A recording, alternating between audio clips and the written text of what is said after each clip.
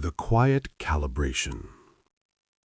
No one noticed the change at first. That was the point. It started in Leap February, the year most people would later refer to only as before. The winter had been mild, the news boring in that familiar, dangerous way, and the biggest controversy online was whether a popular phone manufacturer was intentionally slowing older devices again. Mara Ionescu noticed because she was paid to notice patterns.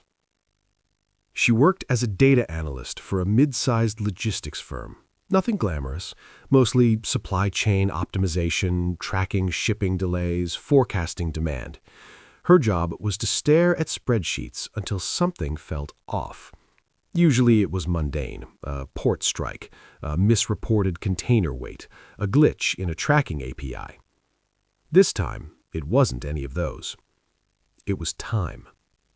Specifically, delivery windows. Across thousands of shipments from dozens of unrelated vendors, delivery estimates were drifting by minutes.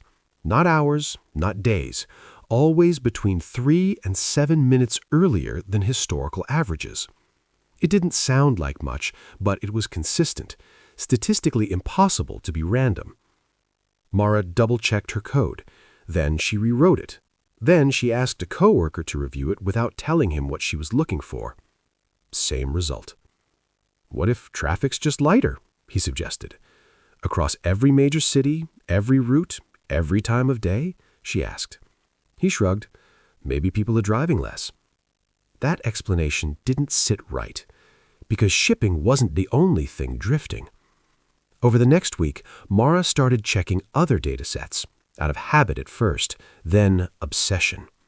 Public transit schedules, stock exchange opening delays, streaming service start time discrepancies, even timestamps on government press releases.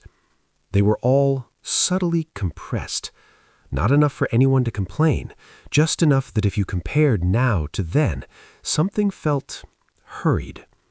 As if the world had collectively decided to walk a little faster and hadn't told anyone. Mara's first mistake was posting about it. Not on social media, she wasn't reckless. She wrote a long, careful thread on an obscure statistics forum, laying out her methodology, her sources, her confidence intervals. She ended with a question, not an accusation.